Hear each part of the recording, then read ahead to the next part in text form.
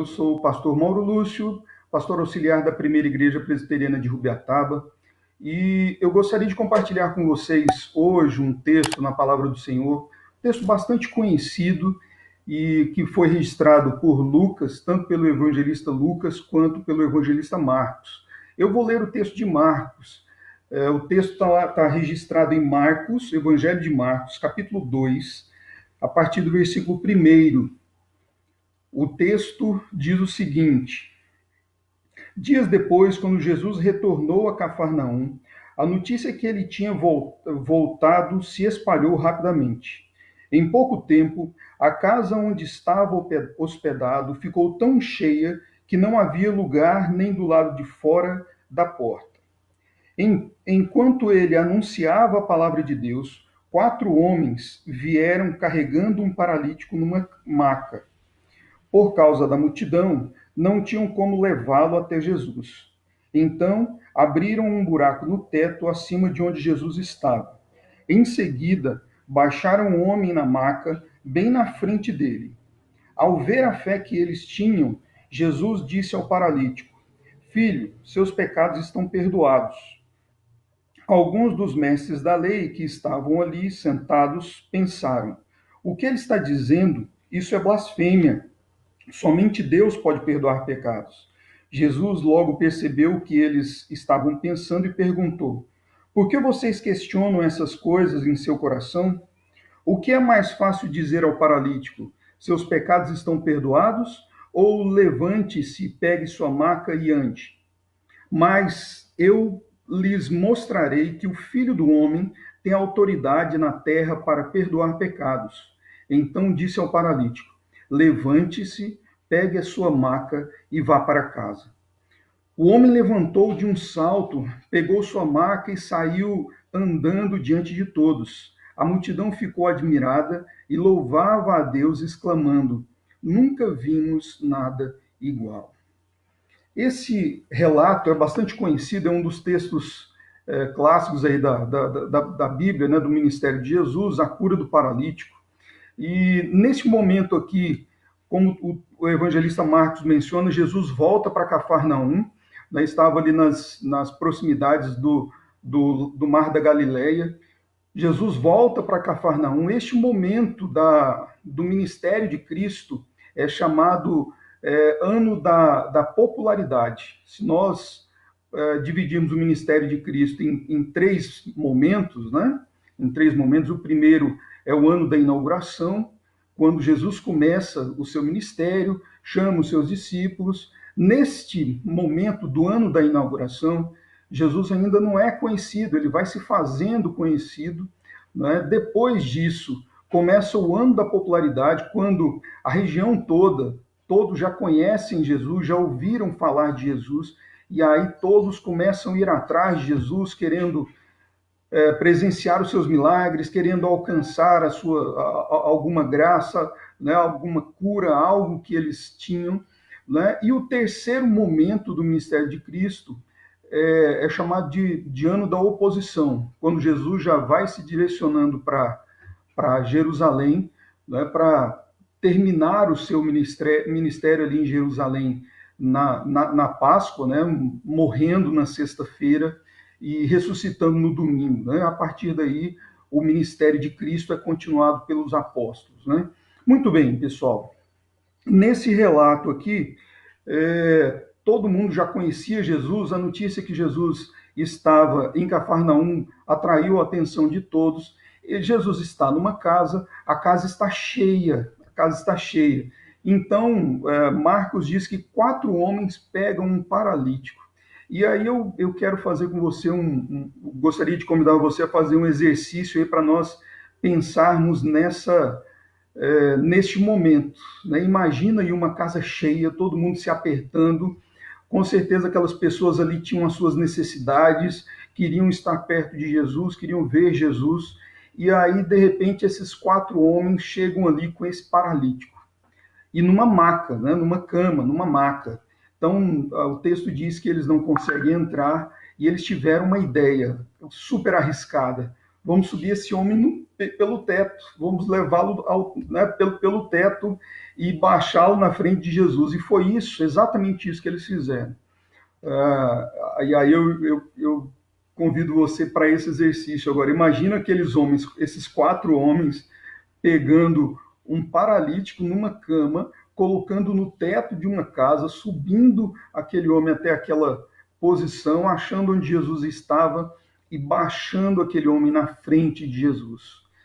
Imagino o que quando Jesus viu toda aquela situação, aquele homem, né, aquela maca descendo na sua frente e Jesus já percebendo tudo, né? É claro, Jesus estava ali para aquilo mesmo, para glorificar a Deus através da vida, não só daquele paralítico, daqueles 4 homens, mas de todas as pessoas que estavam ali. Então Jesus diz para o paralítico que os pecados dele estavam perdoados. Nós poderíamos pensar aqui que o que aqueles homens queriam, os 4 amigos, vamos chamar de 4 amigos do paralítico, queriam, não eram necessariamente os pecados dele perdoados. Eles queriam que o paralítico tivesse a cura da sua paralisia, da sua doença física. Não é? Mas Jesus, inicialmente, ele fala dos pecados dele. Né? E aí, como na multidão que estava acompanhando Jesus, tinha gente de todas as formas, de todos os jeitos, tinham aqueles que acreditavam em Jesus como Deus, como Messias esperado por Israel, aquele que iria de fato trazer a paz, iria restaurar o reino de Israel.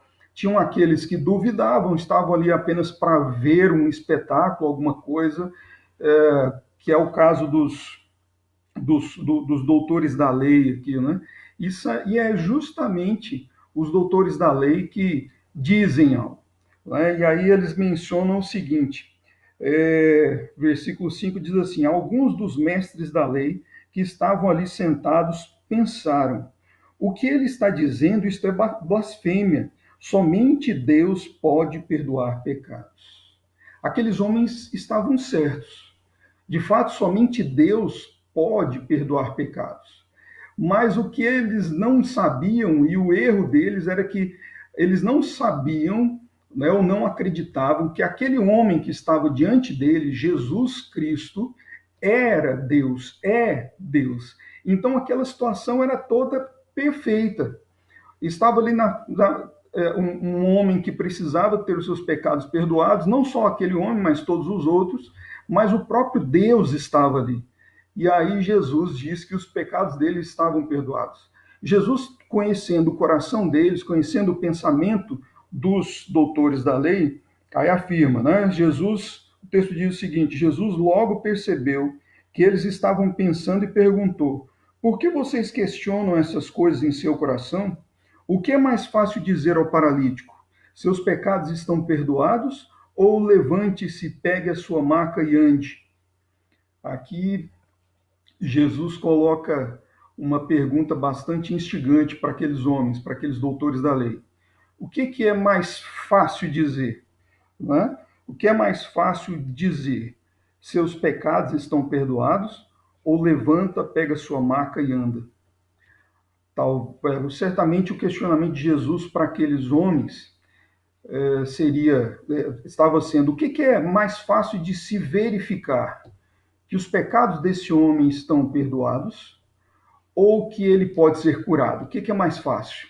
É curar alguém da sua enfermidade física ou da sua enfermidade espiritual? E aí Jesus traz as duas coisas, né? Já que a dúvida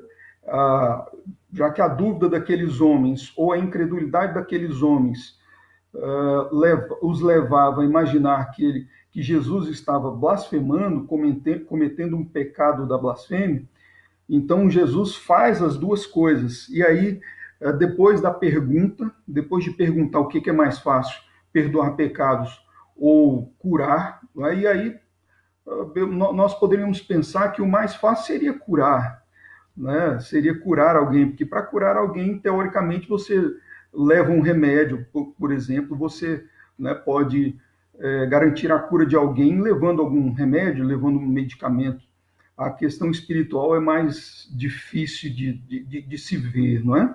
E aí Jesus disse: Mas eu lhes mostrarei que o Filho do Homem tem autoridade na terra para perdoar pecados. Aí Jesus é, se chama de Filho do Homem, né, que essa é uma das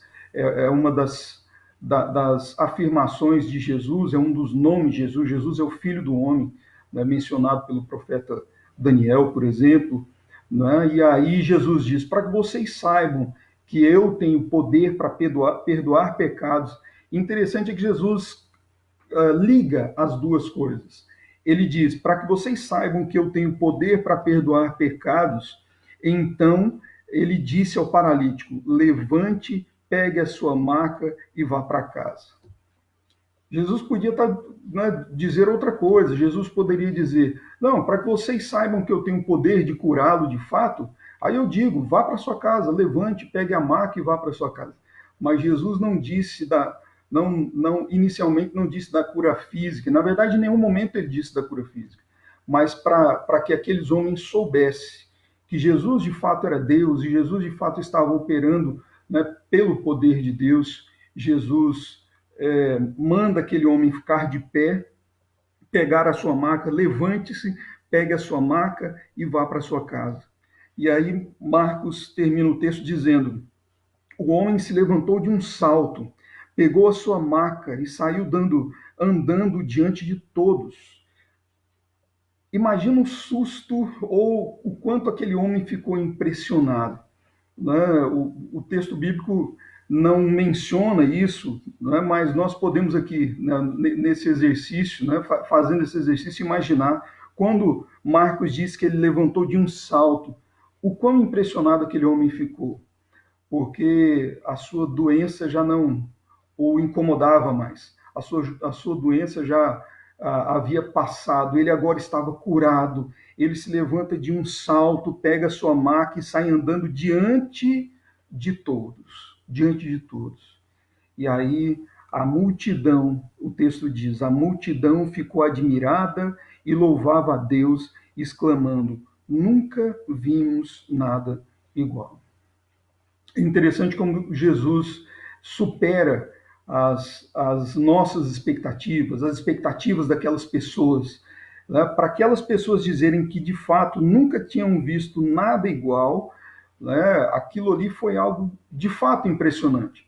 Foi impressionante ver um homem descendo numa maca do teto, foi impressionante Jesus dizer para ele que os seus pecados estão perdoados, foi impressionante também Jesus dizer para ele: levanta, pega a sua maca e vá para sua casa. E vá para sua casa. E a multidão ficou admirada e louvava a Deus. Uma coisa importante que é preciso dizer e é preciso reafirmar a respeito do ministério de Cristo, das ações de Jesus, é que Jesus, em todas as suas ações, sempre glorificou a Deus o Pai. Sendo ele Deus Filho, o seu ministério foi para glorificar Deus Pai. E esse momento aqui mostra isso mais uma vez. Nesse momento, Jesus faz isso mais uma vez. Glorifica o Pai com aquela atitude que impressionou a todos. Impressionou a todos. Certamente calou a boca dos doutores da lei, né? E impressionou a todos. Porque se esse homem tem poder para curar uma doença física, ele provavelmente, ele certamente tem poder para curar uma doença espiritual, para perdoar os pecados daquele homem. E aí eu gostaria de fazer aqui uma relação entre graça e esforço, graça e merecimento. Como que nós podemos relacionar graça, considerando que o paralítico aqui recebeu não só uma graça, ele recebeu duas graças.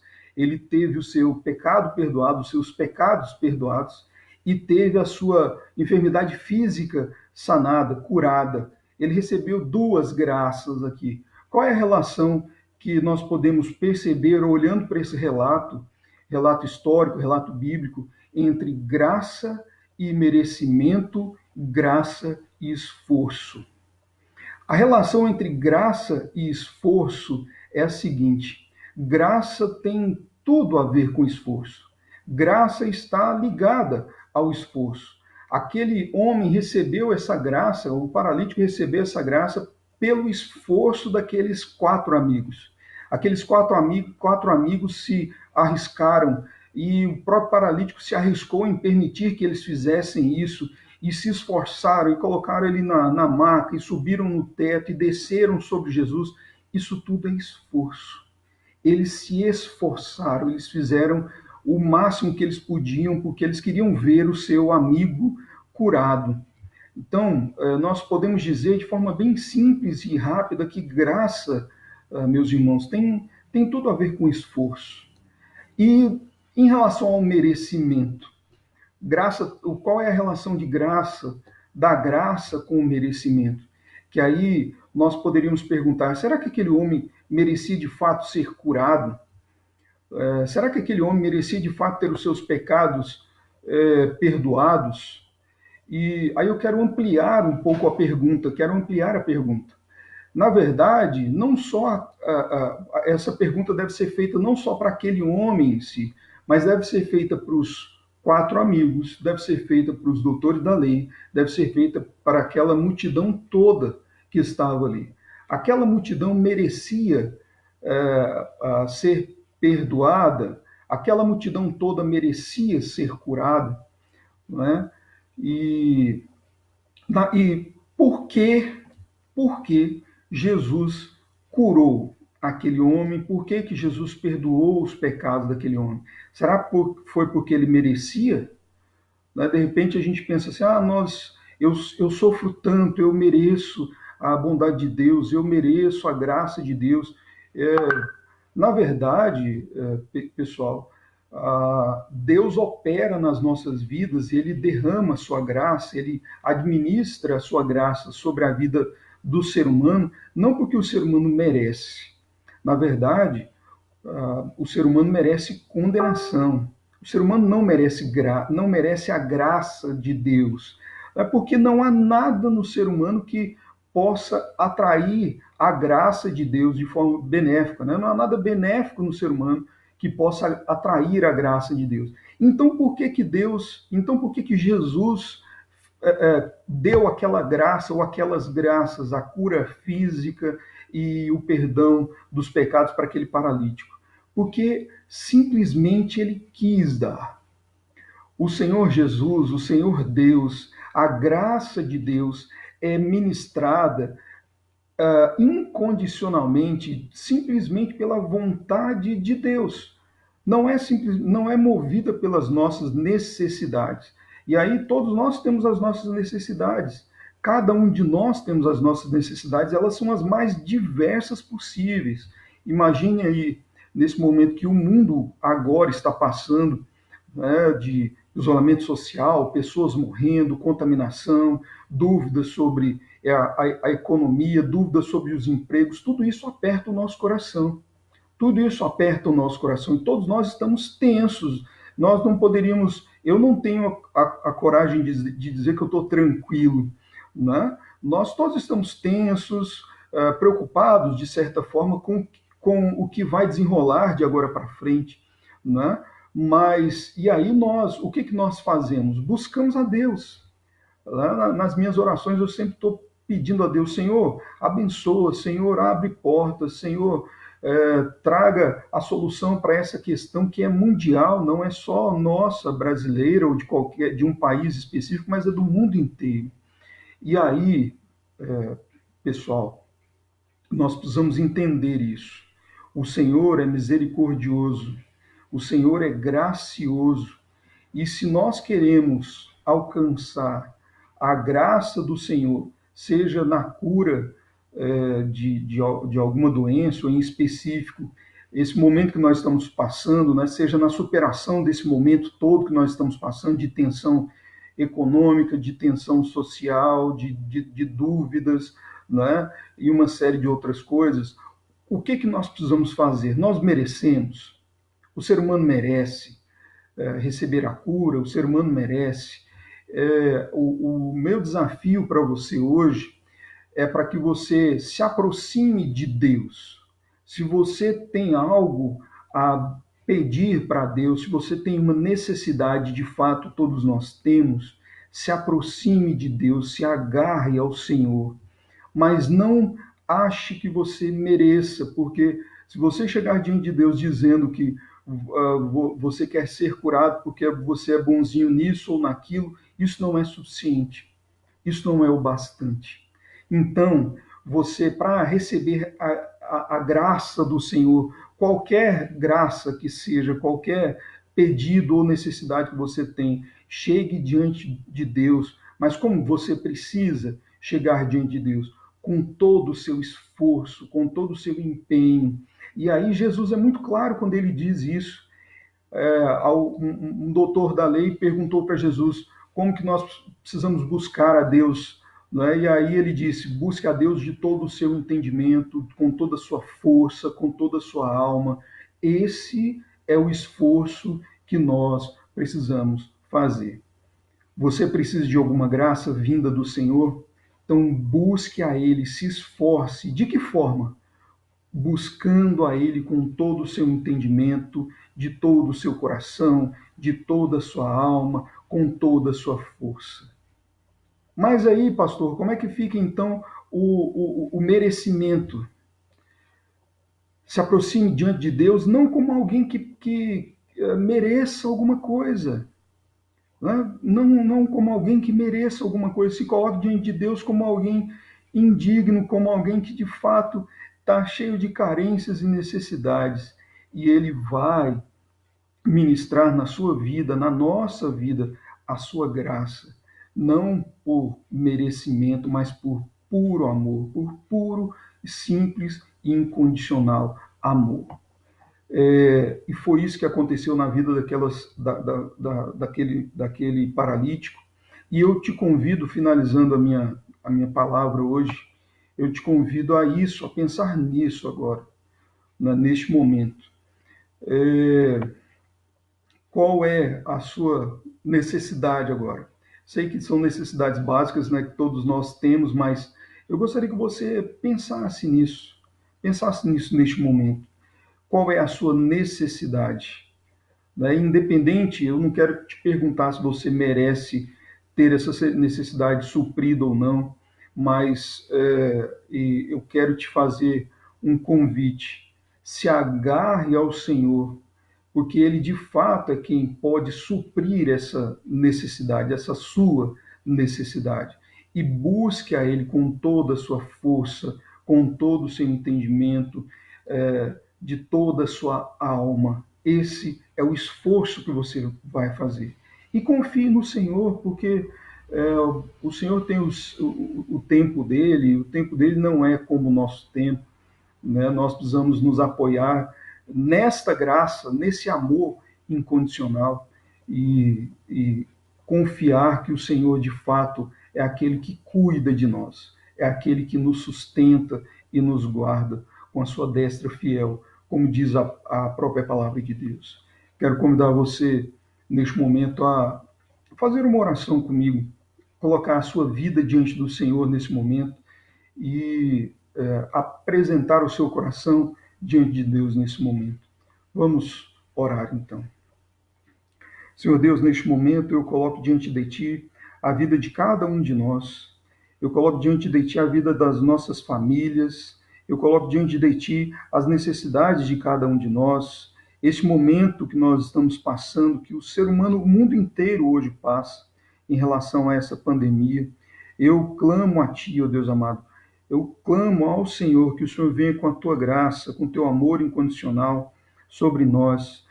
Não porque nós merecemos, ó Deus amado, muito pelo contrário, nós somos carentes, nós somos necessitados e nós precisamos da Tua atuação sobre a vida de cada um de nós. Eu peço que o Senhor haja com graça nas nossas vidas, lançando mão, Deus, da Tua misericórdia, pedindo que o Senhor venha com Teu amor incondicional, trazendo cura, trazendo restauração, agindo nas nossas necessidades, para que de fato nós glorifiquemos a Deus como aquele homem que era paralítico e saiu daquela casa louvando a Deus, alegre, curado, não só fisicamente, mas espiritualmente também, ele teve seus pecados perdoados.